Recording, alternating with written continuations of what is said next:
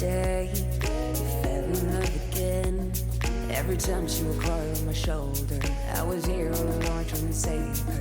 You asked me to come back, but why not quite alright? Every time she would cry on my shoulder, I was here all alone trying to save her.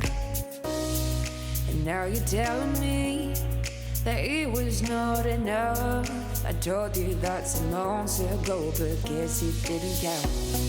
I'm here for you, you know, even if I'm not around. You can wake me up, I will try my best to make you feel alright. I know what you deserve, but no one showed you that. You deserve the world, and I know that love will someday come around.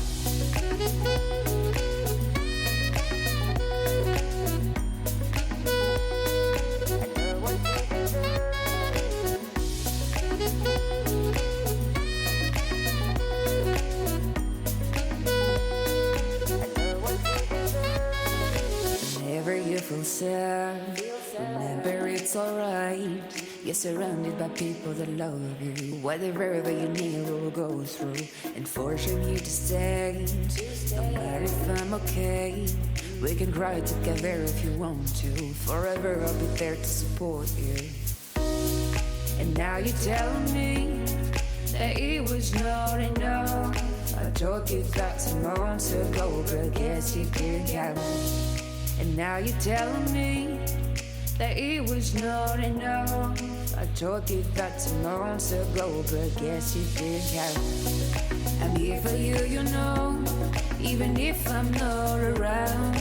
You can wake me up, I will try my best to make you feel alright.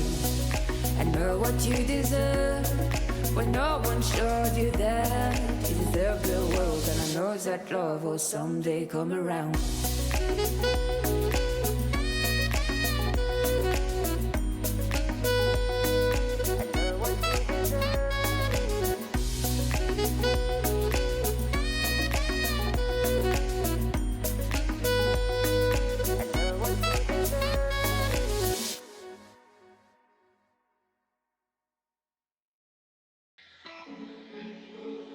I'm seeing shimmers in this long-lasting dream.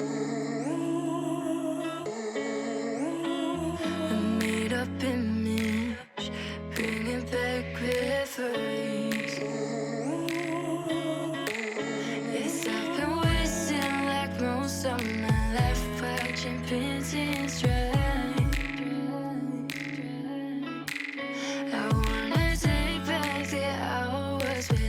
Singing lullabies.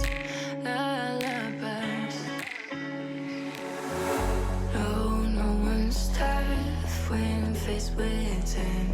We waste our lives lying, we're fine. We step on knives to pass that time.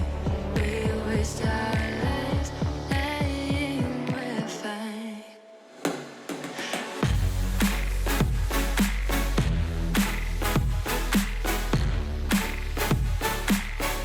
Lying, we're fine.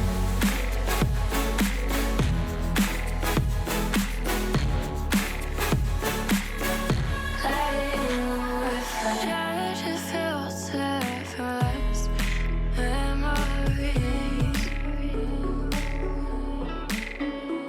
We're stuck in thrillers, wishing for remedies. Oh, no one's tough when faced with time. We waste our lives lying, we're fine. We step on knives to pass that time. We waste our lives lying, we're fine.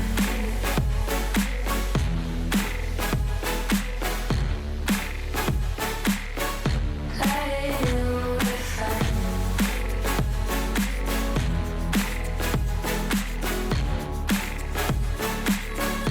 Lying, we're fine.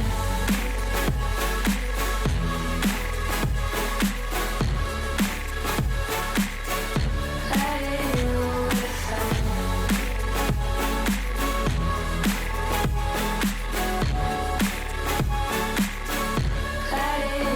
we're fine.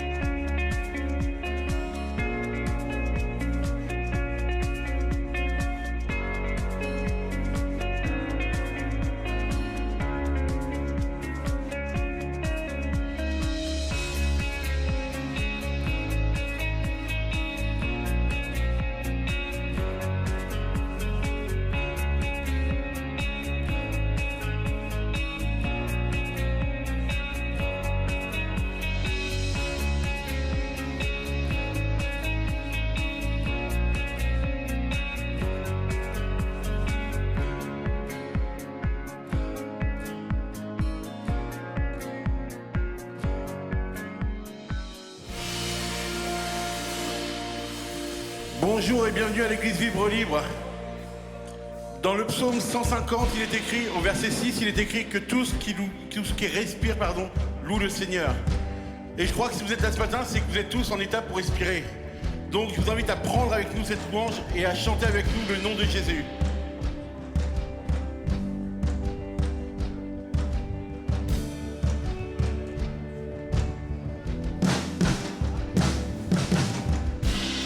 Oui, que ton nom est majestueux, Seigneur, sur toute la terre. Oui, ton nom est fort et puissant, ton nom est glorieux et grand. En lui nous sommes sauvés.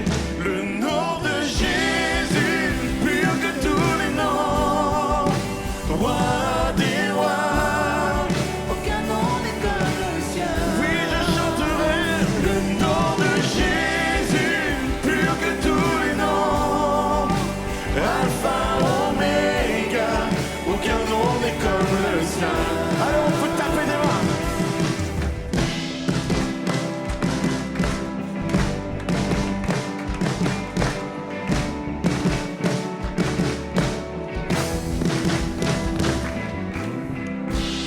Ton nom est comme un doux parfum, déversé sur mon âme, sur mon âme. Oh. Entourons-nous, surmontons tout, entre nous avons la victoire. Ton nom est tout puissant, chante le nom de Jésus, le nom de Jésus, plus haut que tous les noms. Roi des rois, aucun nom n'est comme le sien. Oui, je veux chanter le nom de Jésus, plus haut que tous les noms. Alpha, Oméga, aucun nom n'est comme le nom de Jésus, le nom de Jésus, plus haut que tous les noms. Roi des rois, aucun nom n'est comme le sien. Je veux chanter le nom de Jésus, plus haut que tous les noms. Alpha, Oméga, aucun nom n'est comme le sien. Aucun autre nom. Aucun autre nom n'a vaincu la mort que Jésus-Christ ressuscité. Nous l'élevons plus haut. En son nom, tout genou fléchit. En son nom, tout homme est sauvé. Nous invoquons son nom. Le nom de Jésus, plus haut que tous les noms. Roi des rois, aucun nom n'est comme le sien. Je chanterai le nom de Jésus, plus haut que tous les noms. Alpha, Oméga, aucun nom n'est comme le sien. Aucun autre nom. Aucun autre nom n'a vaincu la mort que Jésus-Christ le ressuscité. Nous l'élevons plus haut. En son nom, tout genou fléchit. En son nom, tout homme est sauvé. Nous invoquons son Jésus. Jésus, oui Jésus. Jésus, Jésus. Oh, oh, Jésus. Jésus, Jésus. Oui Jésus. Jésus. Oh, Jésus. Jésus. Jésus, déclare ce matin. Jésus. Oh, Jésus, déclare son nom ce matin. Jésus. Oh, Jésus. Jésus. Jésus. Oh, Jésus, déclare Jésus. Jésus. Oui, Jésus. Oh, Jésus.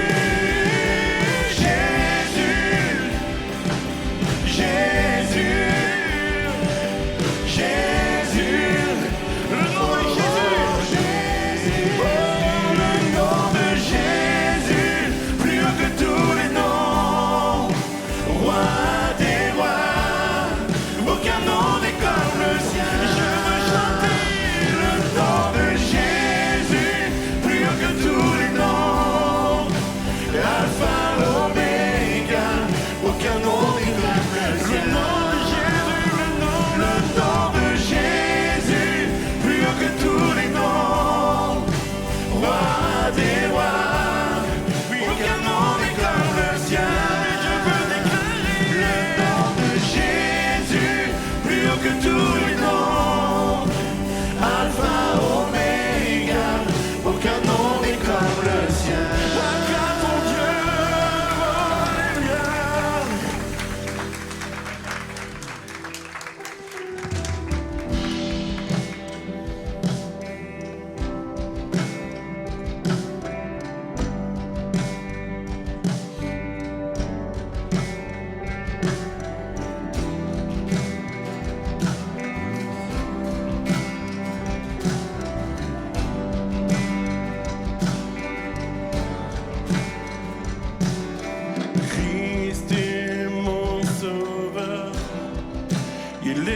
récompense. Oui, car il n'y a rien dans ce monde qui puisse me satisfaire. Même dans l'épreuve, mon âme chante, oui, pour toujours, il m'a sauvé. Oui, Christ seul me suffit, Christ seul me suffit. Tout ce dont j'ai besoin est en toi, tout ce dont j'ai besoin.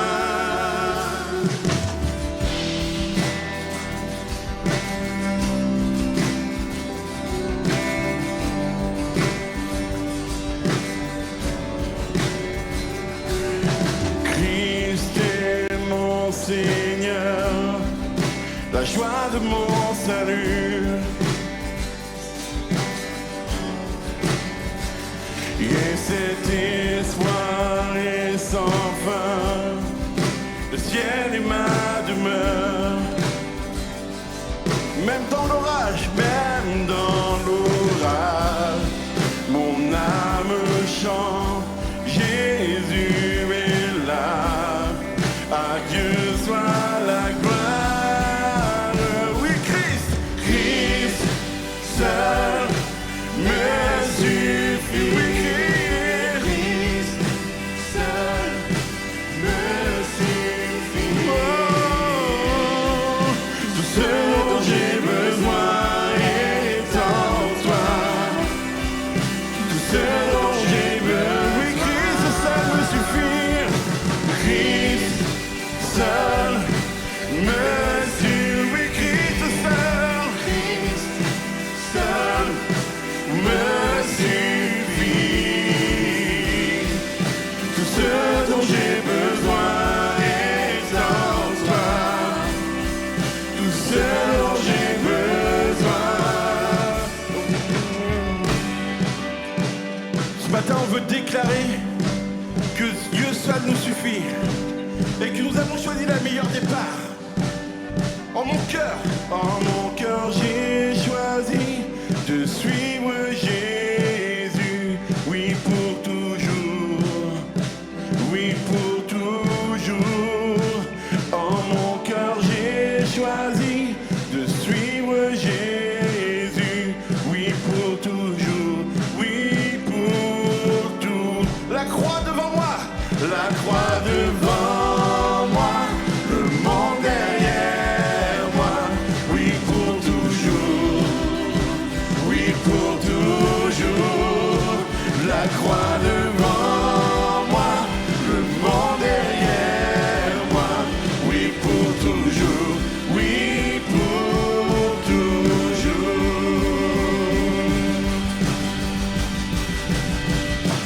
Christ seul me suffit, Christ seul me suffit, seul. Non, je ne veux rien d'autre que lui. Oh Jésus, tout ce dont j'ai besoin est en toi. Tout ce dont j'ai besoin, oui, Christ seul me suffit. Christ seul me suffit. Christ seul me suffit. Tout ce dont j'ai besoin est en toi. Tout ce dont j'ai besoin.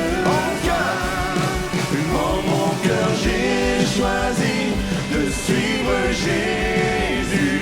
Oui pour toujours, oui pour toujours. En mon cœur, j'ai choisi de suivre Jésus. Oui pour toujours, oui pour toujours. En mon cœur, j'ai choisi de suivre Jésus. Oui pour toujours, oui pour toujours.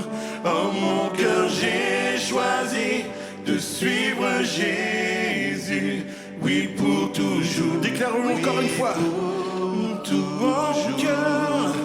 en mon cœur j'ai choisi de suivre Jésus, oui pour toujours, oui pour toujours.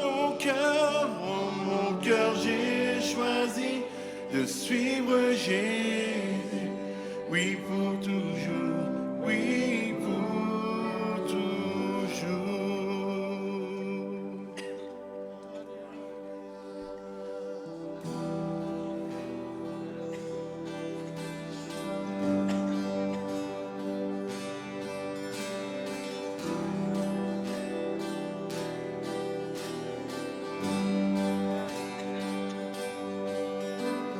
Tu as tout donné pour moi, portant tous mes péchés à la croix. Ta grâce a dissous ma honte dans l'océan de ton amour sans fin.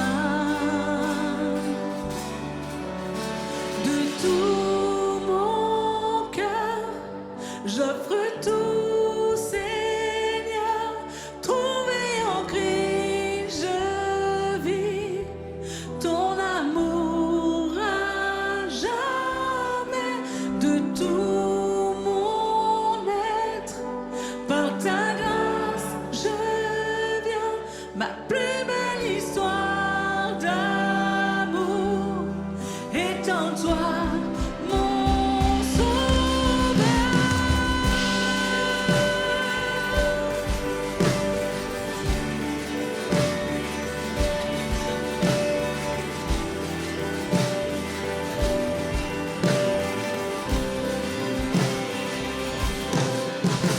Ta grâce rugit, tel un vent violent.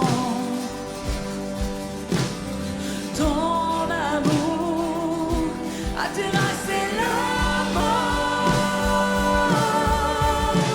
De tout mon cœur, j'offre tout, Seigneur. Trouvé en Christ, je vis ton amour à jamais. De tout mon être, par ta grâce je viens. La plus belle histoire d'amour est en toi, mon sauveur.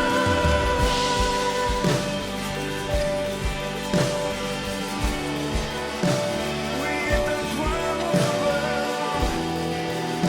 Tu t'es donné pour moi.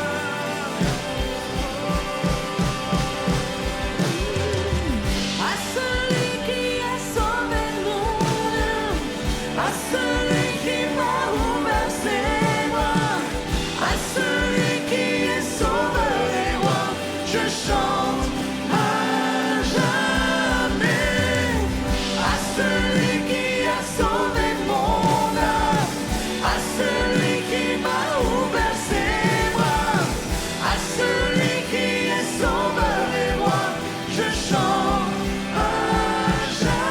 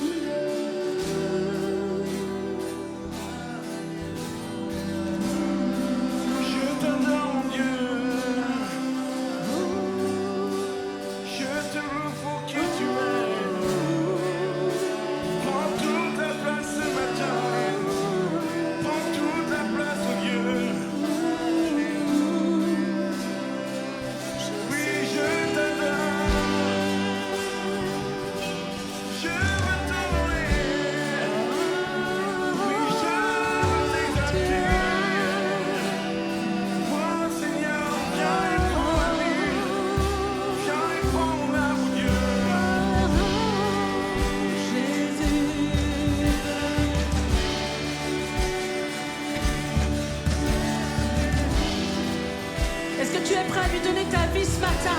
Tout comme il a donné sa vie pour te sauver toi. Est-ce que tu es prêt à vraiment déposer tout ce matin et à faire entièrement confiance en ce qu'il te dit? Je te dis de reprendre avec moi ces paroles ce matin, de tout mon cœur.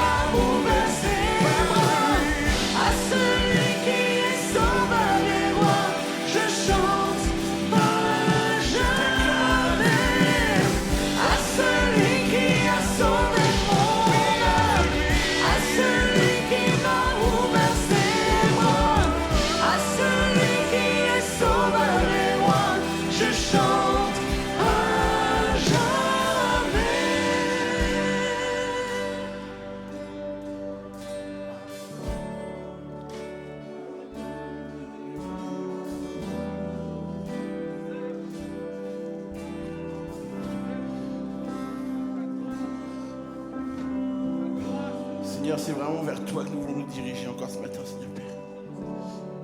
À qui d'autre nous confier si ce n'est à toi, Seigneur Père. Reçois encore vraiment nos louanges ce matin. Nous voulons vraiment t'adorer, Seigneur. Nous voulons élever la voix vers toi ce matin encore, Seigneur Père. Combien nous sommes reconnaissants de ce que tu as fait pour nous. Combien nous sommes reconnaissants, car grâce à toi, nous pouvons vivre libres. Tu as brisé les chaînes en te donnant à la croix. Et vraiment, nous voulons t'offrir comme un parfum, un agréable parfum encore ce matin, cette adoration, Seigneur. Sois vraiment glorifié, Père. Vers toi, Seigneur, j'élève ma voix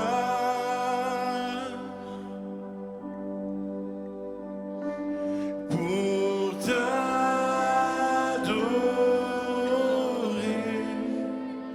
te louer, mon roi. Reçois, Seigneur, oui, comme un doux parfum, l'amour et le chant de nos cœurs, reconnaissant vers toi, Seigneur. Vers toi, Seigneur, j'élève ma voix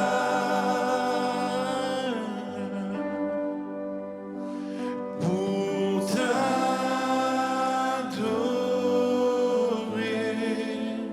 mon Sauveur, mon roi.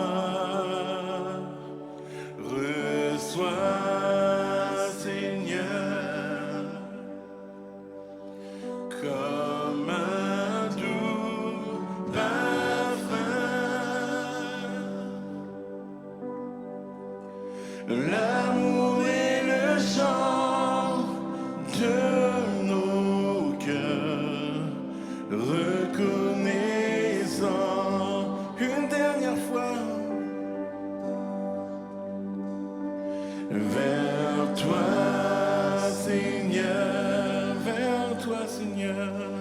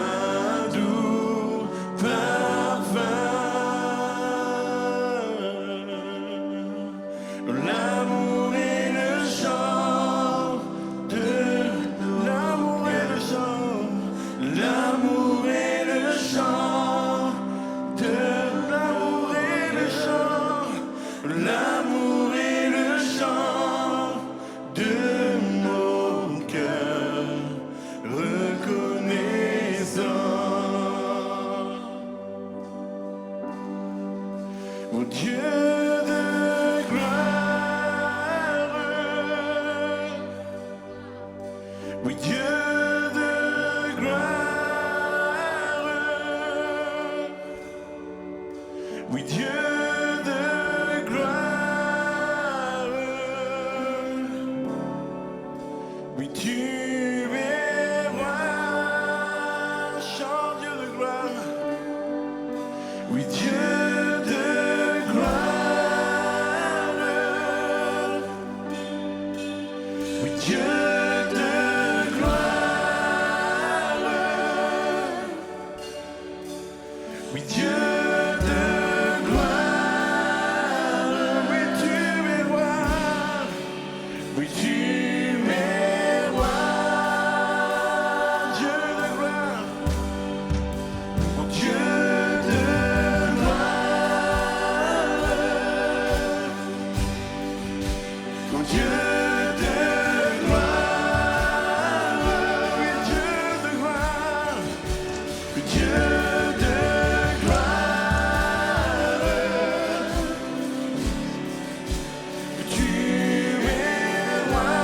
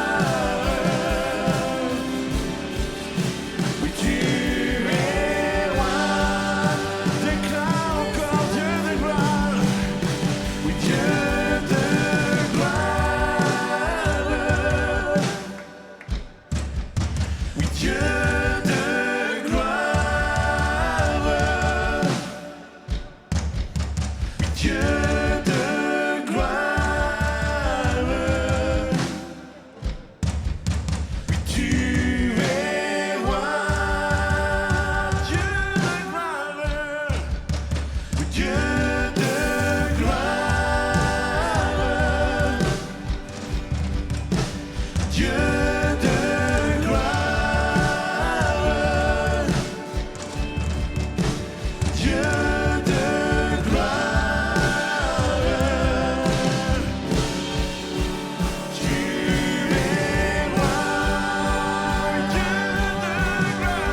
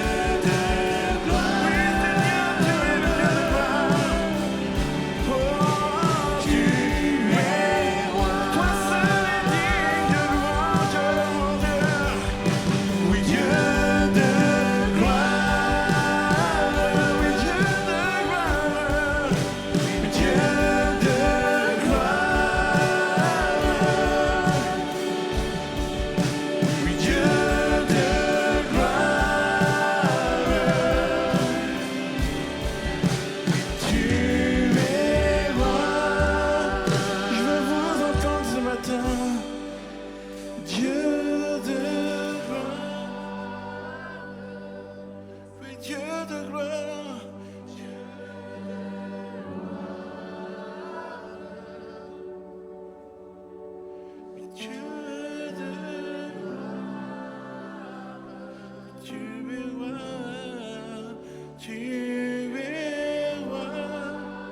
Chante encore une fois, Dieu de gloire, Dieu de gloire,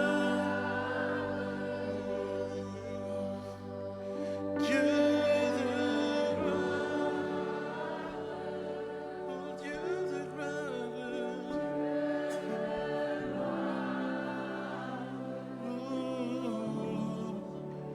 tu es roi. Alléluia. Est-ce qu'on reste dans cette atmosphère d'adoration? Il est le Dieu de gloire. L'homme a été créé pour adorer. C'est une réalité. Réfléchis à ce qui fait ta vie ou ce qui faisait ta vie avant. Peut-être tu es là, tu nous suis sur les réseaux sociaux, c'est la première fois que tu vois un message d'une église évangélique. Mais j'aimerais te dire ceci, c'est une réalité. L'homme a été créé pour adorer. Mais parce qu'il a oublié et qu'il a été détaché de celui qu'il doit adorer, il cherche un Dieu de substitution. Quel est ton Dieu ce matin? Quelle est la chose qui a la première place dans ta vie? Quelle est la chose que tu vénères plus que toute autre chose? J'aimerais te dire, ça peut être une passion, ça peut être un hobby, ça peut être ton conjoint, ça peut être tes enfants. Mais Dieu nous appelle à adorer le seul qui mérite l'honneur, la reconnaissance et la gloire. Il est le seul Dieu, le créateur de toutes choses. Il est le Dieu créateur, il est le Dieu incarné qui est descendu sur la terre, mourir à la croix afin que nous soyons sauvés, afin que notre relation soit restaurée et que nous ayons la possibilité de réaliser, de comprendre pourquoi nous sommes faits pour adorer, ou plutôt pour qui nous sommes faits pour adorer. Nous avons besoin de reprendre cette connexion et de réaliser. Est-ce qu'on peut une dernière fois, avant d'entrer dans la parole de Dieu, reprendre les paroles de ce chant et confesser: tu es le Dieu de gloire. Tu es le Dieu de gloire et je veux donner la gloire à personne d'autre. Ce matin, peut-être, je veux réaliser que je me suis trompé un instant, un temps, peut-être des années. Je suis là et j'adore des choses qui ne sont pas Dieu. Et ma vie est stagnante, ma vie est difficile. Mais ce matin, je veux revenir et adorer le seul qui mérite l'honneur, le seul qui est digne de louange, le seul qui est digne d'adoration. Ce matin, mes yeux veulent regarder plus haut et pas plus bas. Je veux tourner mes yeux vers le ciel, tourner mes yeux vers la gloire et déclarer: tu es le Dieu de gloire. Et je t'adore. On chante une dernière fois ce matin. Dieu de gloire,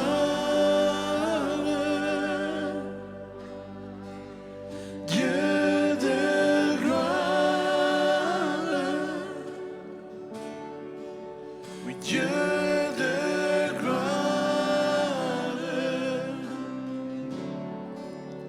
tu es roi, Dieu de gloire, Dieu de gloire.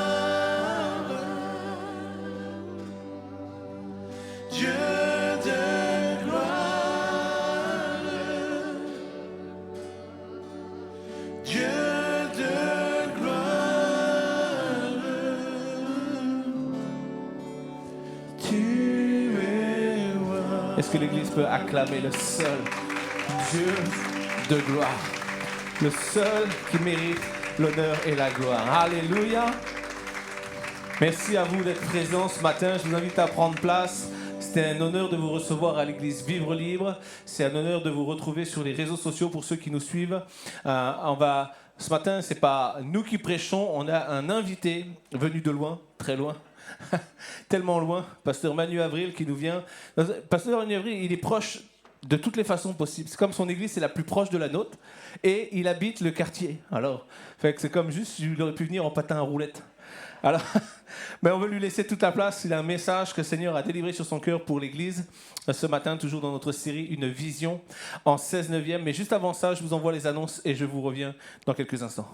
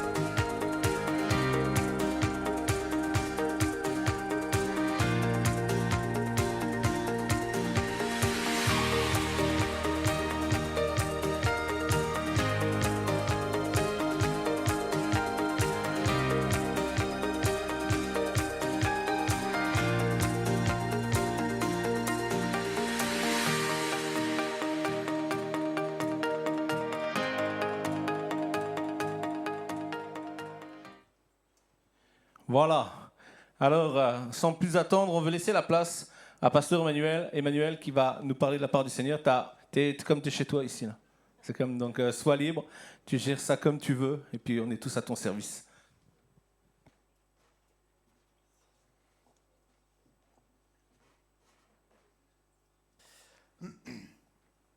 Bonjour à toutes, bonjour à tous. En effet, j'ai dû faire plusieurs kilomètres pour venir jusqu'ici, peut-être 2 ou 3, grand maximum. J'habite de l'autre côté de la route principale et notre église doit être à 5 ou 6 kilomètres, pas beaucoup plus. Donc en effet, peu de distance pour venir jusqu'ici ce matin. Non, je ne suis pas venu en roulette. On est venu en voiture. On avait imaginé venir à pied, mais avec ma femme, nous avons une petite qui a 15 mois et qui a besoin de plus de matériel que l'ensemble de votre église peut en contenir. Donc on a dû venir en voiture. Alors ma femme n'est elle est au fond de la salle, elle est juste ici. Mais ma fille n'est pas dans la salle tout de suite maintenant, puisqu'elle est en train de faire sa petite sieste. En même temps, vous l'imaginez, à 15 mois, petite sieste oblige. Si elle ne fait pas sa sieste et qu'elle reste ici, elle fait plus de bruit que l'ensemble de votre sonorisation. Donc, heureusement qu'elle fait sa sieste juste à côté. Et donc, ma femme s'appelle Joséphine, ma fille s'appelle Jeanne. Et je suis le pasteur donc, de l'église qui est dans le quartier du Mont-Gargan, donc juste derrière le CHU à Rouen. Et c'est un plaisir d'être avec vous ce matin. Je vais pousser un petit peu ça pour avoir de la place. J'ai cru comprendre que vous étiez dans une série qui s'appelait « Une vision en 16/9 ». Et je trouve cette série pertinente parce que, en effet, le format vidéo, le format numérique est le format 16/9, et ce depuis plusieurs années. Il y a une révolution parce que les scientifiques eux-mêmes, étudiant l'anatomie de notre visage et notre perception oculaire, ils ont déterminé que nous voyons en 16/9. Et donc, il fallait alors opérer cette révolution numérique dans le but que les écrans passent du 4/3 au 16/9, dans le but que la vidéo soit identique à notre perception. Le désir de Dieu, c'est que sa vision puisse être identique à la nôtre, obtenant alors la vision de Dieu, une vision élargie, alors que cette révolution s'opère en nous, obtenant cette vision de la part de Dieu, nos angoisses, nos peurs, nos doutes disparaissent dans le but que la sérénité prenne place. Lorsque la vision de Dieu arrive, nos fardeaux, nos charges, nos poids, nos responsabilités, nos soucis diminuent pour qu'une sérénité puisse prendre place. Lorsque nous sommes dans une zone d'incompréhension, une zone de flou, où on cherche la solution, où on cherche la direction, la vision divine, la vision élargie, la vision de Dieu nous permet alors de trouver un cap, une direction. Il faut alors, c'est une nécessité pour chacun d'entre nous, découvrir et redécouvrir la pensée de Dieu, la vision de Dieu, la perception de Dieu, cette vision élargie, et pour cela, opérer cette révolution en nous du 4e au 16e. Quoi de mieux ce matin que... Alors, j'ai peur à tout moment de glisser sur une marche. Le premier rang peut me sauver si jamais je glisse. Quoi de mieux ce matin que de pouvoir découvrir l'histoire d'une femme qui avait une vision étroite, mais qui, par une transformation de la part de Dieu, non seulement sa vision est élargie, mais sa vie a été complètement transformée par Dieu. Alors, ce matin, je vous propose de découvrir l'histoire de cette femme. Cette femme... elle s'est mariée, elle a eu 2 enfants, 2 fils. Et plus tard, lorsqu'elle parlait de cette période, elle disait que c'était une période d'abondance. Tout paraissait bien dans sa vie et elle était heureuse. Jusqu'à ce que le climat politique de son pays change. Le chaos a pris toute sa place. L'insécurité est arrivée. Alors ce couple, cette famille, a commencé à être ébranlée, mais ce n'étaient pas les seules catastrophes qui les attendaient puisque la famine arrive. Et à ce moment-là, les tensions déjà présentes se sont intensifiées. Les tensions se sont intensifiées et la famille a commencé à remettre en question leur avenir ici, dans leur pays, à cet endroit. Ils ont dû prendre la lourde responsabilité que de déménager. Ils ont fui le pays. Non pas que ailleurs, dans un autre pays, il y avait plus d'espoir, plus de vie, mais parce que là où ils étaient, il n'y en avait plus de solution. À cause des tensions, de l'insécurité et de la famine, tout le monde était alors dans cet individualisme et dans cet état d'esprit de survie. Ils fuient. Et peut-être que c'était le cas de certains, ou peut-être que dans leur histoire, vous avez dû fuir, vous avez dû partir. Ce n'est jamais dans la joie que l'on fuit, mais c'est toujours dans le déchirement, comme le déchirement que cette famille ressent. Mais les malheurs ne s'arrêtent pas là, malheureusement. Aussitôt arrivé dans ce nouveau pays, sans que l'on sache pourquoi, sans qu'on le sache de quoi, l'époux, le mari, le père meurt subitement. Et alors pour cette famille, c'est un obstacle de plus, c'est une épreuve de plus. Et on n'a pas imaginé de comment se sent cette femme, cette épouse, cette mère. Elle n'a pas le temps d'entrer dans le deuil, elle n'a pas le temps de prendre du temps pour elle, d'être accompagnée. Et elle ne peut même pas, non seulement elle est isolée, mais elle doit élever ses 2 fils. Elle n'a pas le temps de prendre du temps pour elle, de pouvoir progressivement passer au travers du deuil. Elle n'a pas le temps, elle doit élever ses fils. Et alors les années passent, on n'a pas idée de son désespoir. Et alors que les années passent, elle a tout de même la joie de voir ses 2 fils grandir, devenir des hommes et se marier. Et ce pendant des années. Alors c'est quelques joies qui viennent la restaurer, lui donner une bouffée d'air frais. Mais contre toute attente, ses 2 fils vont mourir à leur tour. Et à ce moment-là, qui est capable de l'accompagner? Qui est capable de l'aider? Qui est capable de mettre un mot sur son histoire, un mot sur sa situation? Qui est capable, avec une philosophie, une méthode, un médicament, de pouvoir l'aider, de pouvoir la soutenir? Elle est face à face avec ses 2 belles filles. Elle n'a aucun mot pour pouvoir les aider parce qu'elle-même a tellement besoin de réconfort. Il n'y a plus rien pour elle. On imagine à peine les idées noires qui la traversent. Cette femme s'appelle Naomi. On retrouve son histoire dans le livre de Ruth. Et voici ce que le texte nous dit. On peut passer la première diapo. Voici ce que le texte nous dit. Ruth, chapitre 1er, au verset 6. Alors Naomi se leva, elle et ses belles-filles, afin de quitter le pays de Moab. En effet, elle y avait appris que l'Éternel était intervenu en faveur de son peuple et lui avait donné du pain. Alors que Naomi est certainement genou à terre, dans le désespoir, dans la peur, dans ce sentiment de deuil, alors qu'elle est à terre, elle apprend une nouvelle comme quoi l'Éternel est en train d'intervenir pour son peuple en lui donnant du pain. Ce n'est pas tant l'apparition du pain qui la touche, mais c'est le fait que l'Éternel est en train d'intervenir. Et dans toute sa vie où il n'y a eu que mauvaise nouvelle après mauvaise nouvelle, le fait qu'elle apprenne qu'il y a une bonne nouvelle, le fait qu'elle apprenne qu'il y a un espoir, alors ça suscite en elle une revitalité, ça suscite en elle un désir de se lever. Comment est-elle capable de se lever? J'en ai aucune idée. À sa place, on serait tous à terre et pourtant elle est capable de se lever pour une seule et unique raison. Dieu vient de devenir son espoir. Et je crois que nous avons besoin d'apprendre la même bonne nouvelle qu'elle. Peut-être que certains d'entre nous, comme Naomi, on a traversé plus qu'une épreuve dans notre vie. Et on se sent comme elle, à genoux, à terre, désespéré, sans savoir où sont les solutions, sans savoir où sont les issues de secours. Peut-être que c'est pour notre propre vie, peut-être que c'est la vie d'un de nos proches que nous portons. Mais la bonne nouvelle, c'est que nous avons un Dieu qui est capable d'intervenir. C'était le cas il y a 3000 ans pour Naomi. C'est le cas pour nous présentement ce matin. Alors Naomi se dit, si Dieu est en train de le faire pour mon peuple en Israël, peut-être qu'il peut le faire pour moi. Et je veux avoir le même raisonnement ce matin. Si Dieu l'a fait pour seulement une personne ce matin, il pourra le faire pour moi encore plus ce matin. Amen. Et alors, à ce moment-là, Naomi décide évidemment d'aller en Israël parce qu'elle n'a plus aucune main à saisir, plus aucune branche pour se rattraper et sortir de sa détresse. Alors, elle saisit l'occasion de retourner en Israël pour redécouvrir Dieu parce que seul Dieu peut faire quelque chose pour elle. C'est exactement ce que l'on va faire ce matin à la fin de la prédication, où tous et toutes celles qui peuvent s'estimer être comme Naomi, face à des épreuves, face à des blocages, à des murs, à des obstacles insurmontables, vous aurez l'occasion avec foi de vous avancer.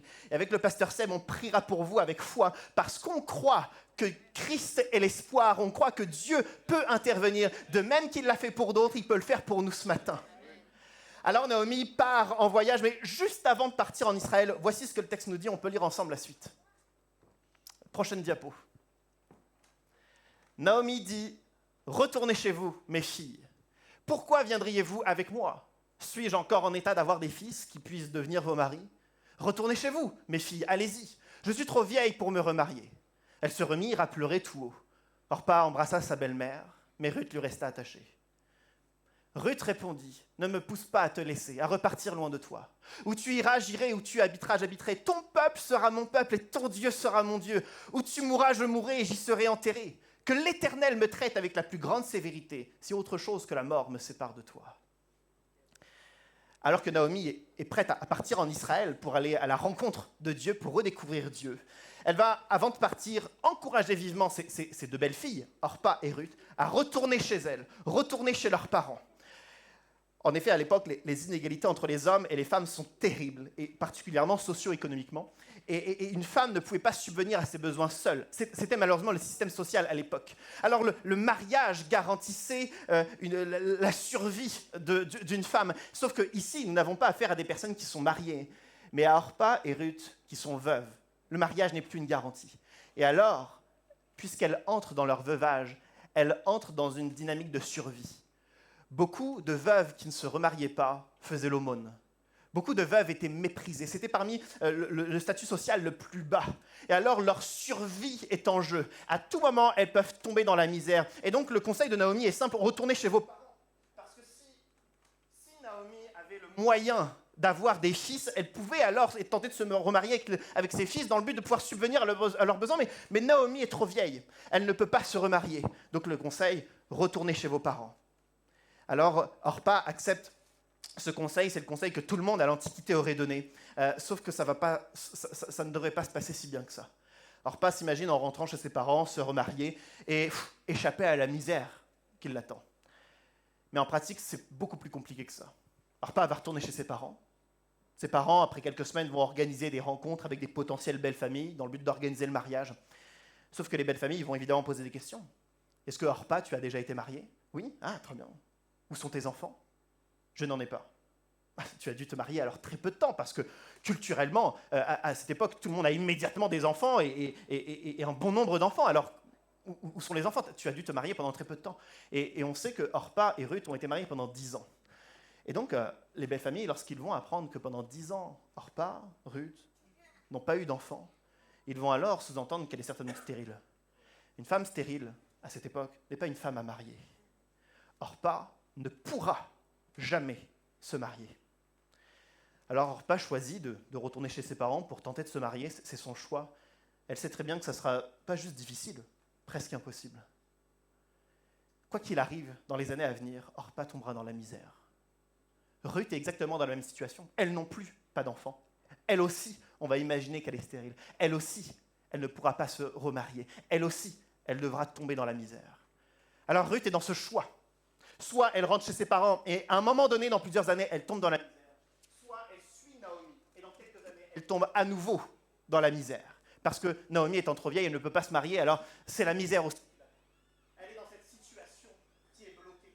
Elle est dans cette situation où il n'y a pas de solution évidente, d'issue évidente. Comme nous, on peut être dans des situations où on a beau peser le pour, le contre, estimer, mesurer, compter, calculer, il n'y a pas de solution évidente. Mais Ruth a entendu, comme Naomi, qu'il était possible pour elle d'aller en Israël et d'aller à la rencontre de Dieu. Mais ce n'est pas son Dieu, elle ne connaît rien de Dieu. Alors, Ruth décide de tout quitter, de quitter Moab, son pays, sa famille, sa culture, ses divinités, pour aller en Israël. Et je trouve que le sacrifice de Ruth est infiniment précieux. Naomi retourne juste dans son pays, là où elle connaît du monde. Ruth ne connaît personne, elle ne connaît rien. Lorsque Ruth s'adresse à Naomi, elle dit « Là où tu iras, j'irai. Là où tu habiteras, j'habiterai. Ton peuple, ton Dieu, mon Dieu. Tu mourras, je mourrai. » Comme pour montrer qu'elle abandonne tout ce qui faisait de sa vie à Moab. Et aujourd'hui, toute sa vie est concentrée sur la vie de Naomi, le peuple de Naomi, le Dieu de Naomi. C'est par la foi que Ruth quitte tout pour aller à la rencontre d'un Dieu qu'elle ne connaît pas. Avons-nous cette foi ? Avons-nous cette foi qui est capable de tout quitter, de tout sacrifier, de tout abandonner pour réellement dépendre d'un Dieu tout-puissant, d'un Dieu peut-être que nous méconnaissons, d'un Dieu auquel peut-être nous n'avons pas assez fait d'expérience, on n'a peut-être pas assez de connaissances, mais sommes-nous prêts à tout quitter, tout abandonner pour aller à la rencontre de Dieu ? Ruth ne pouvait pas être en Israël à la rencontre de Dieu et à Moab en même temps. C'est l'un ou l'autre. Sommes-nous capables d'avoir cette foi quitte à tout sacrifier ? On ne peut pas dépendre à la fois de notre assureur, de notre expert, de notre banquier pour pouvoir nous aider. On ne peut pas compter à la fois sur notre patron pour une carrière. On ne peut pas compter sur les uns et les autres pour avoir une meilleure estime de soi. Et en même temps compter sur Dieu. C'est l'un ou l'autre. Et la foi de Ruth lui a permis de dépendre uniquement de Dieu. Avons-nous cette foi qui nous permet de dépendre uniquement de Dieu ? C'est la foi de Ruth. Ruth part donc à ce moment-là avec Naomi. Elle quitte tout, elle abandonne tout et elle remet entre ses mains, elle remet dans les mains de Dieu sa vie. Alors, elles partent toutes les deux, elles arrivent en Israël. On ne sait pas si elles restent quelques semaines, quelques mois. Et après, il y a un événement qui se produit. On va mettre la prochaine diapo, on va lire la suite. Voici ce que le texte nous dit. C'est le chapitre 2 de Ruth. Ruth alla ramasser des épis dans un champ, derrière les moissonneurs. Et il se trouva que la parcelle de terre appartenait à Boaz, du clan d'Elimelech. Or, Boaz vint de Bethléem. Il dit au moissonneur, « Que l'Éternel soit avec vous. » Ils lui répondirent, « Que l'Éternel te bénisse. » On a donc Ruth, Naomi, qui sont arrivés en Israël. Quelque temps plus tard, Ruth, elle a besoin certainement de se nourrir puisqu'elle est dans cette même misère que Naomi. Et donc, elle décide d'aller ramasser quelques graines, quelques épis. Les moissonneurs récoltaient 99% et ça tombait un peu à droite à gauche. Et donc, elle pouvait ramasser quelques graines. Et donc, elle est dans cette démarche et comme par hasard, le propriétaire de ce champ, il s'appelle Boaz, mais il est du clan d'Elimelech, c'est-à-dire du même clan que Naomi. C'est une coïncidence, ils sont parents par alliance. Bon, soit. Et le propriétaire, qui s'appelle Boaz, donc il vint de Jérusalem, c'est-à-dire qu'il est en voyage, il était à Bethléem, il vient d'arriver justement sur son champ. Comme par hasard, quelle coïncidence, au même moment où Ruth arrive. Il aurait pu arriver 3 jours plus tard, 3 jours avant, 3 jours après, une semaine avant, une semaine... Non, au même moment que Ruth, Boaz arrive. Coïncidence.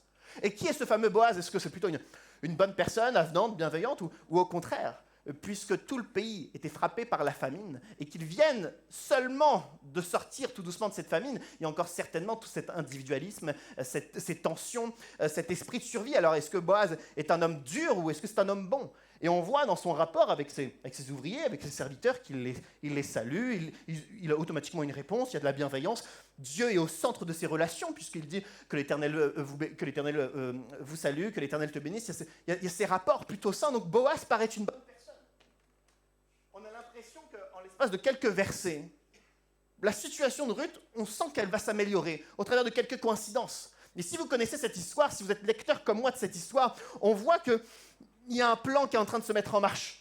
Dieu dirige les pas de Ruth pour qu'elle arrive dans ce champ-là, précisément, au même moment que Boaz, et que Boaz soit une bonne personne. Et dans les versets qui suivent, on voit tout plein de coïncidences.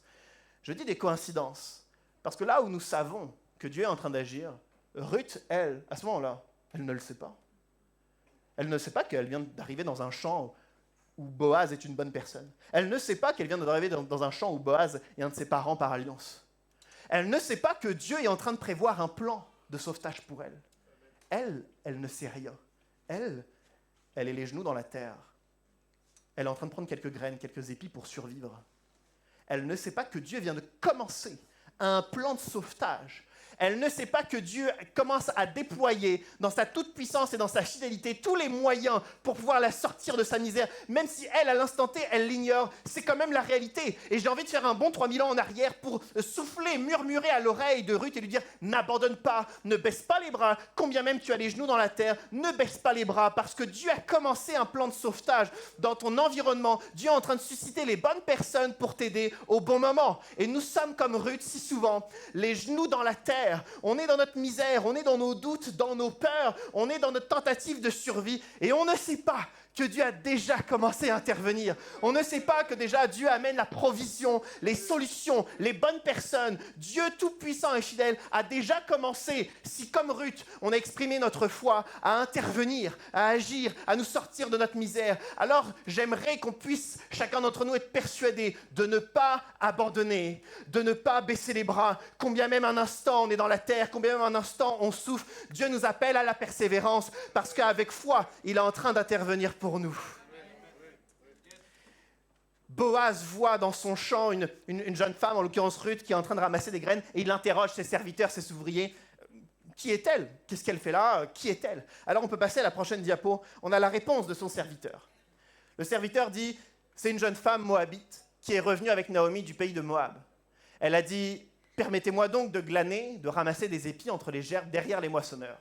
Et depuis son arrivée ce matin jusqu'à présent, elle est restée debout et ne s'est reposée qu'un moment dans la moisson, dans la maison.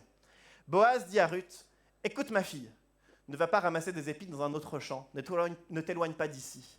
Reste avec mes servantes. Regarde où l'on moissonne dans le champ et va après elle. J'ai défendu à mes serviteurs de te toucher. Quand tu auras soif, tu iras au vase et tu boiras de ce que les serviteurs auront puisé. » Boaz a sa réponse. Il cherchait à savoir qui était cette jeune fille, qui était Ruth, et il a la réponse de ses serviteurs. Il apprend que Ruth est la belle-fille de Naomi. Elle a quitté son pays. Elle est en train de suivre Naomi. Boaz est donc en train de comprendre le courage, le sacrifice qu'elle a fait. Le serviteur lui dit que, aussitôt après être arrivée, elle a demandé aux ouvriers, aux serviteurs, si elle avait le droit de glaner, de prendre quelques graines, de quelques épis. En fait, tous les Israélites savent très bien qu'il y a une loi qui oblige les propriétaires à laisser un petit pourcentage pour soit les étrangers, soit les pauvres, soit les veuves. Elle est l'incarnation de ces trois profils. Elle ne savait même pas qu'elle avait le droit de le faire, et dans le respect et l'humilité, elle demande l'autorisation de le faire. Boaz apprend donc que c'est une femme remplie d'humilité, remplie de respect. Et ensuite, le serviteur lui dit qu'elle a commencé tôt le matin, et elle est encore en train de travailler actuellement. Elle a juste pris un petit repos à un moment donné, mais pas plus. Ça montre à Boaz la force et la détermination de cette femme à survivre quoi qu'il arrive, sa persévérance. Et alors Boaz a un portrait de cette femme. Et il ne peut pas rester insensible face à son sacrifice, face à son courage, à sa force, à sa détermination, à sa foi. Il ne peut pas rester insensible. Et immédiatement, il va vers Ruth et il va lui parler. Mais plus que les mots de Boaz pour Ruth, ce sont les mots de Dieu pour Ruth. Parce que de même que Boaz a vu le profil et la foi de Ruth, Dieu a vu le profil et la foi de Ruth. Alors, ni Boaz ni Dieu sont insensibles à la foi, à la persévérance, au courage. Et alors, Boaz va immédiatement voir Ruth et Boaz va lui dire 4 choses. Premièrement, il va lui donner un accès constant à son champ, à sa propriété, qu'elle ne s'éloigne pas, qu'elle ne va pas chercher ailleurs, mais elle peut rester ici. Deuxièmement, il lui conseille de rester avec ses servantes. Elle qui avait un statut social comme une veuve, un statut social très bas, aujourd'hui elle est réhabilitée, elle a le droit de rester avec ses servantes, avec ses ouvrières, avec des femmes qui sont rémunérées, avec ces femmes qui ont une vie, qui ont une identité. Troisièmement, Boaz décide de la protéger. Aucun de ses serviteurs, aucun de ses hommes ne va la toucher tant qu'elle reste dans son champ. Elle a une protection particulière. Et quatrièmement, et c'est le plus beau cadeau que Boaz lui fait, dès qu'elle a soif, elle peut aller boire l'eau qu'on lui puisera. Et à l'époque, tous les historiens le disent, c'est des zones tellement arides, il y a tellement peu de sources d'eau et encore moins de puits que c'est difficile de trouver de quoi boire, de quoi se rassasier. Et lorsque un noble accueillait un autre invité, il lui proposait immédiatement de boire, mais pas de boire l'eau qu'il doit lui-même puiser, parce que c'était très difficile, c'était un effort particulier de puiser l'eau, mais on lui puisait de l'eau et il avait le droit d'en boire. Et ici, Boaz dit à Ruth que toutes les fois elle a soif, elle peut aller boire l'eau que les autres vont puiser pour elle. Elle n'a aucun effort à faire, elle a juste à venir boire dès lors qu'elle a soif. Les bénédictions de Boaz pour Ruth, c'est plus que Boaz. C'est Dieu qui a perçu la foi, la persévérance de Ruth. Et c'est Dieu qui récompense la foi de Ruth. C'est Dieu qui récompense notre foi et qui nous donne accès premièrement à sa présence. Nous avons accès constamment à la présence de Dieu. Il est avec nous, nous sommes avec lui. Dès lors que par la foi, on dépend de lui, il est avec nous. Nous avons ce Dieu tout-puissant, 3 fois saint, infiniment présent et fidèle qui est à nos côtés. Nous ne sommes plus à la recherche d'autre chose, mais il est là avec nous. Deuxièmement, Dieu nous réhabilite. Peu importe l'identité que nous avions, ce que les autres ont dit que nous étions, peu importe nos échecs passés, nos blessures, peu importe toutes les fois où on s'est retrouvé les genoux dans la terre, Dieu nous réhabilite et il nous qualifie de ses fils et de ses filles. Troisièmement, Dieu nous protège. Il n'y a pas de mots pour définir l'immense bonté, compassion et protection que Dieu met à notre service, de telle sorte qu'il est capable, avec sagesse et avec son conseil, de nous donner la bonne direction afin d'éviter les obstacles et les adversités. Et quatrièmement, il nous rassasie. Il n'y a aucun besoin qui ne trouverait de réponse en Dieu. L'ensemble de nos besoins, on peut avec confiance les déposer aux pieds de Dieu. Peu importe nos besoins, peu importe nos défis, nous avons un Dieu qui est capable de nous rassasier, de telle sorte que sans effort, on peut boire, on peut se rassasier, nos besoins peuvent être répondus auprès de lui. Dieu bénit Ruth parce que Ruth avait la foi. Avons-nous la foi pour pouvoir profiter des bénédictions similaires? Avons-nous la foi? Vraiment? Avons-nous la foi? Il y a quelques années, j'étais dans une convention chrétienne et puis il y avait différents orateurs, mais un orateur principal qui, dès la première journée, dès la première session, allait partager. Et puis, il prêchait en l'occurrence sur la foi, et puis toute l'église, dès lors qu'il disait quelque chose, il disait Amen, Amen. Toute l'église était vraiment très participative, comme si l'église acquiesçait l'ensemble des versets, des citations qu'il partageait. Et puis à un moment donné, il fait une pause dans sa prédication, il y avait plusieurs tableaux sur les murs, puis il cible un tableau qui était en évidence, et il dit voilà, derrière ce tableau, il y a un billet de 50 €. Donc si vous voulez, à tout moment, quelqu'un pendant la prédication peut se lever, puis prendre les 50 €, et puis ce sera pour lui. Alors, l'assemblée commence à sourire, il trouve ça un peu différent des prédications habituelles. Qu'est-ce qu'il est en train de nous faire, le prédicateur, le pasteur? Donc il y en a qui sourient. Et puis ça s'arrête là. Juste des sourires. Mais le prédicateur ne reprend pas sa prédication. Il attend que quelqu'un se lève et qu'il aille chercher les 50 €. Et donc une deuxième fois, il insiste. Il dit, il y a vraiment 50 € derrière, et je suis sûr qu'il y a des personnes qui ont besoin pour finir la fin de mois, ils ont besoin de ces 50 €. Ils ont besoin de cet argent pour pouvoir finir la fin de mois, et combien même certains n'en auraient pas nécessairement besoin, on sait tous quoi faire de 50 €. Donc il dit, mais allez-y, levez-vous et allez chercher le billet de 50 €, que quelqu'un se lève et le prenne. Et alors, les gens sont mal à l'aise à sourire ou à rire parce qu'ils ne comprennent pas la situation et personne n'hésite. Alors tout le monde regarde le tableau, tout le monde espère qu'il y a quelque chose dans le tableau, mais personne ne se lève. Mais le prédicateur ne reprend toujours pas sa prédication et pour la troisième fois, cette fois-ci, il s'énerve. Il devient tout rouge, il commence à crier et il dit « N'y a-t-il personne qui me fait assez confiance pour aller derrière ce tableau et prendre le billet de 50 €? » Un jeune de 13 ans, un ado, se lève, traverse toute la salle, il était en plus complètement à l'opposé. Tous les chrétiens le regardent, qu'est-ce qu'il fait? Il se lève en plein d'une prédication, il gêne tout le monde, pour qui il se prend, etc.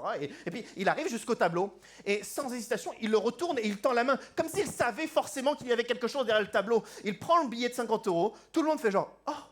surpris qu'il y avait quelque chose derrière le tableau, et il retourne à sa place avec un billet de 50 €. Et le prédicateur analyse alors la situation en disant que notre foi est similaire à cet événement, parce qu'on est tous capables de dire que nous avons la foi, mais on dit que nous avons la foi assis sur une chaise les bras croisés. Sommes-nous capables de nous lever, assumer devant tout le monde, engager notre foi, à dire j'y crois tellement que je suis capable de me lever, de traverser toute la salle et d'aller chercher derrière le tableau trésor. Le prédicateur, l'immense majorité de l'assemblée le connaissait. Alors ils avaient globalement confiance en lui. Bah oui, il le connaissait, c'est un type très, très sympathique, très gentil, très simple, très abordable. Alors tout le monde lui fait confiance. Évidemment, tout le monde lui fait confiance. Mais personne ne lui fait suffisamment confiance pour se lever dans tout le monde, pour s'engager sur sa parole seule, pour aller jusqu'au tableau. personne n'est capable de retourner le tableau sans peur. Parce que imaginez qu'on retourne le tableau et qu'il n'y a rien derrière. Imaginez que par la foi, on fait confiance à Dieu et qu'il n'y a rien derrière. La bonne nouvelle, c'est que Dieu, bien plus qu'un billet de 50 €, nous promet des bénédictions extraordinaires, infinies, qui nous dépassent, qui subliment notre quotidien. Dieu est infiniment capable de nous relever, de nous restaurer, de nous redresser, de nous réhabiliter, de nous transformer, de nous consoler. Mais avons-nous la foi pour nous lever, pour assumer notre foi? En général, on n'est pas forcément capable, on a peur du regard des autres, on a peur de s'avancer et finalement il n'y a rien, on a peur de la frustration. Un jour, on a prié, on a espéré et il ne s'est rien passé, alors depuis, on est sur la réserve. On n'ose plus prier parce que, imaginez qu'on prie et qu'il ne se passe rien derrière. Ou alors on n'ose même plus prier parce que, ça se trouve, alors peut-être que Dieu veut me répondre, peut-être que Dieu ne veut pas me répondre, peut-être que Dieu a une leçon pour moi, peut-être que la volonté de Dieu est autre, peut-être que Dieu voulait par quelqu'un d'autre me parler qu'eux. Et au final, où est notre foi? Où est notre certitude? Où est notre assurance? Après tout, toute la parole de Dieu nous montre un Dieu qui répond, pas toujours comme on le souhaite, mais il répond quoi qu'il arrive. C'est pourquoi, encore une fois, à la fin du message, on veut s'approcher avec foi de tous ceux et celles qui ont des besoins et on veut prier, non pas pour qu'un jour, dans 5 ans, 10 ans ou 50 ans, Dieu offre une réponse, mais parce que quoi qu'il arrive, on sait qu'on a un Dieu qui maintenant est capable d'offrir une réponse. C'est la foi de l'adolescent de 13 ans qui traverse toute l'assemblée. C'est la foi de Ruth qui abandonne tout pour aller dépendre uniquement de Dieu. Et ça doit être notre foi.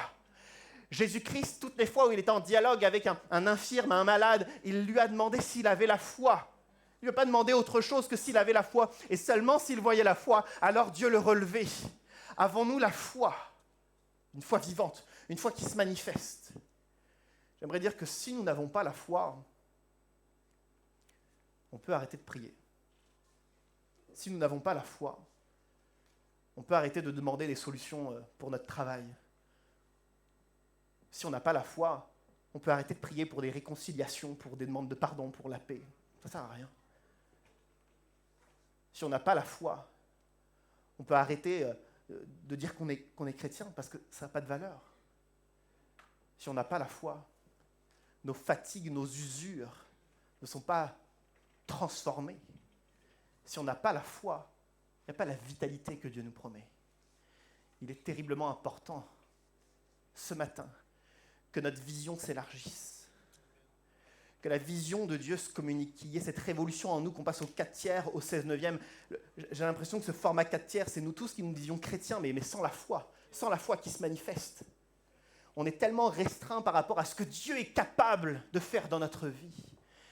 Et la vision 16/9, c'est ceux et celles qui sont capables de manifester, d'engager leur foi, d'assumer leur foi, de faire les bons sacrifices, de dépendre de Dieu de la bonne façon. Et lorsque cette foi s'exprime, il y a un Dieu qui répond aux prières. Dans les événements qui vont suivre, Ruth va avoir un petit béguin pour Boaz. Boaz aussi. C'est une des romances de la Bible. Et on voit l'un et l'autre être conquis, etc. Et puis, ils découvrent les valeurs, la personne de l'autre. Et puis ils tombent amoureux. Il y a différentes péripéties qui se produisent. Et puis, finalement, ils décident de se marier. Je vous propose de lire le dernier passage de ce matin. Voici ce que le texte nous dit, Ruth, chapitre 4. On peut lire la dernière diapo. Boaz épousa Ruth. Elle devint sa femme. Et il s'unit à elle. L'Éternel permit à Ruth de devenir enceinte. Et elle mit au monde un fils. Les femmes dirent à Naomi, « Béni soit l'Éternel qui ne t'a pas laissé manquer aujourd'hui d'une personne ayant le droit de rachat. Que son nom soit célébré en Israël. Cet enfant sera ton réconfort et le soutien de ta vieillesse, car ta belle-fille qui t'aime l'a mis au monde, et elle vaut mieux pour toi que 7 fils. » Naomi prit l'enfant, le serra sur sa poitrine et l'éleva. Les voisines lui donnèrent un nom en disant, « Un fils est né à Naomi, et elles l'appelèrent Obed. Ce fut le père d'Isaïe, père de David. » Ruth se marie avec Boaz. On se rappelle qu'au début de l'histoire, ni Orpa, ni Ruth n'auraient pu se marier. Parce que, culturellement, cette apparente stérilité les condamnait à ne plus pouvoir se marier. Le texte nous dit que l'Éternel permit à Ruth de tomber enceinte, un fils qui va s'appeler Obed. Pendant des années, elle n'a pu avoir d'enfant. Elle était probablement stérile, mais l'Éternel a permis. Les femmes, certainement spectatrices de tous ces événements, s'adressent à Naomi et lui disent qu'elle est particulièrement bénie et que cet enfant, Obed, est finalement le soutien et le réconfort dont elle avait besoin. Et il y a une expression qui est dite dans ce passage, c'est que Ruth serait pour elle mieux que 7 fils. En fait, c'est une expression populaire qui remonte à quelques décennies auparavant, où lorsqu'une personne était particulièrement bénie par Dieu, à l'extrême, au maximum, une bénédiction extrême de la part de Dieu, alors cette personne, on disait qu'elle était semblable à une fille stérile qui avait 7 fils. C'était une expression populaire. Et cette expression est reprise et donnée à Naomi, comme si Naomi, qui a passé l'instabilité politique, le chaos, l'insécurité, la famine, le deuil de son époux et la mort de ses 2 fils, elle était 6 pieds sous terre, elle était dans le désespoir le plus absolu, mais aujourd'hui, elle est extrêmement bénie parce que de sa relation avec Ruth en découle un enfant. Alors aujourd'hui, même si elle était dans le désespoir extrême, aujourd'hui elle est bénie à l'extrême. Il n'y a pas simplement une petite variation dans son quotidien, un petit plus, des petites nuances dans son quotidien, mais aujourd'hui elle est particulièrement bénie. C'est le sens de cette expression. Et on retrouve enfin, à la fin du verset, une indication généalogique où on apprend que Obed sera le père d'Isaïe et le grand-père de David, plus grand roi d'histoire d'Israël. Et de génération en génération, il sera la famille qui accueillera Jésus-Christ. Jésus-Christ arrive dans une famille. Le roi David est né dans une famille qui est marquée tout d'abord par la foi de Ruth. Une foi qui a tout sacrifié. Et lorsqu'on voit dans ce dernier passage la telle différence entre l'impossibilité de se marier, mais le mariage, l'impossibilité d'avoir des enfants, mais un enfant, le désespoir extrême de Naomi et finalement la bénédiction extrême, je crois que ce matin, on peut avoir l'audace de prier en un Dieu tout-puissant. Je ne peux pas ce matin espérer des petits détails, des petites variations dans ma vie, une petite modification, un peu de confort, un peu de réconfort, non. Nous avons un Dieu tout-puissant, infiniment grand, qui a été capable de révolutionner la vie de Naomi, de Ruth et de ceux de génération en génération. Je n'ai pas idée de ce que Dieu est capable de faire dans notre vie ce matin. Alors je ne veux pas limiter Dieu dans son action, dans ma vie. Il ne faut pas que ce matin nous limitions Dieu dans son action dans notre vie. Plus que jamais, on doit s'attendre à Dieu. Je vais appeler l'équipe de louange à s'avancer. Dans les prochaines minutes, alors que l'équipe de louange sera là, ils vont avoir l'occasion évidemment de chanter, et vous aurez l'occasion de chanter, mais vous avez aussi l'occasion, si vous le souhaitez, de vous avancer avec foi. On a l'occasion de s'avancer et on va prier pour vous avec Sébastien parce qu'on croit que maintenant Dieu peut offrir une réponse. Peut-être une réponse qui va être totalement cohérente à ce que vous attendiez et ça sera une bonne nouvelle, mais peut-être une réponse différente, peut-être une réponse qui va vous surprendre. Peut-être pas ce que vous attendez, mais c'est la réponse de Dieu. Et dans tous les cas, la réponse de Dieu, elle est bonne. Alors peut-être qu'on va venir avec des besoins qui ne seront pas automatiquement répondus, mais il y aura forcément une réponse de la part de Dieu, je veux le croire. Parce que si je commence à en douter, sans foi, il n'y a pas d'intervention de la part de Dieu. Alors, dans quelques minutes, vous aurez l'occasion de vous avancer, mais peut-être que toutes les fois où il y a un appel à s'avancer en avant pour la prière, peut-être que vous avancez à chaque fois. Cette fois-là, ne vous avancez pas. Peut-être que vous n'avez pas cette foi qui est prête à tout sacrifier pour uniquement dépendre de Dieu. Vous n'avez peut-être pas cette foi. Alors, ne vous avancez pas ce matin. Par contre, vous pouvez vous avancer si vous pensez que dans 30 minutes, votre vie peut changer. Ruth a tout quitté par la foi parce qu'elle croyait que Dieu pouvait faire quelque chose pour elle et c'est cette foi-là qui fonctionne. Alors que ceux et celles qui, dans quelques instants, voudront s'avancer, ils s'avanceront avec cette foi que dans 30 minutes, leur vie peut être changée. Dans 30 minutes, ils auront une réponse de la part de Dieu. Ce n'est pas juste Sébastien ou moi où on aura une réponse pour vous. Je remercie Dieu si Dieu nous parle et on vous transmet, mais peut-être que vous-même, vous allez recevoir quelque chose. Je crois que le Saint-Esprit va vous parler, va vous donner une réponse à un cap, une direction, une solution, va vous montrer du doigt ce qui doit évoluer, ce qui doit changer, ou va vous demander de persévérer encore un peu. Peut-être que Dieu va répondre à un besoin, peut-être que Dieu vous donnera une promesse. Je n'en sais rien, je ne sais pas ce que Dieu va faire, mais au vu des transformations que Dieu a opérées dans la vie de Ruth, de Naomi, dans la vie de plusieurs d'entre nous ce matin, il peut le faire encore pour moi. Il peut le faire encore pour chacun d'entre nous. Je propose chacun de vous lever et vous aurez l'occasion ou de chanter ou avec foi, de s'avancer dans un instant. Je veux prier et ensuite on va avoir ce temps d'appel. Notre Père, on s'attend à toi parce que tu es ce Dieu qui répond favorablement aux prières. Si et seulement si nous manifestons notre foi, alors je veux croire que plus qu'une étiquette de chrétien, plus qu'une habitude de chrétien, je veux m'approcher de toi avec foi et croire que tu es capable maintenant de faire quelque chose dans notre vie.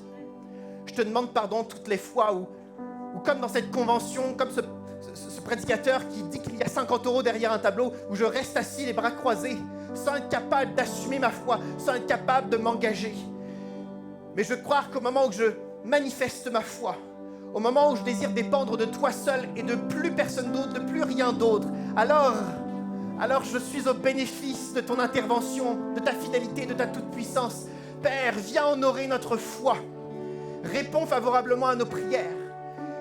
Et si ce matin nous sommes comme Naomi, où on subit d'épreuve après épreuve, et on a besoin d'une consolation, on a besoin d'être redressé, on a besoin d'être relevé, on a besoin qu'une guérison s'opère dans notre cœur, on a l'occasion ce matin de s'approcher de Dieu. Si ce matin on est comme Ruth, on est dans une situation bloquée où qu'importe l'issue, c'est la misère, qu'importe la solution, qu'importe la direction, c'est forcément la faillite. On veut croire qu'en s'approchant de Dieu, il honorera notre foi et il nous dirigera dans la bonne direction. Alors que la louange chantera et adorera Dieu de tout son cœur, nous voulons nous approcher avec foi et nous attendre à Dieu. Que ceux et celles qui le souhaitent peuvent s'approcher. On va prier pour eux.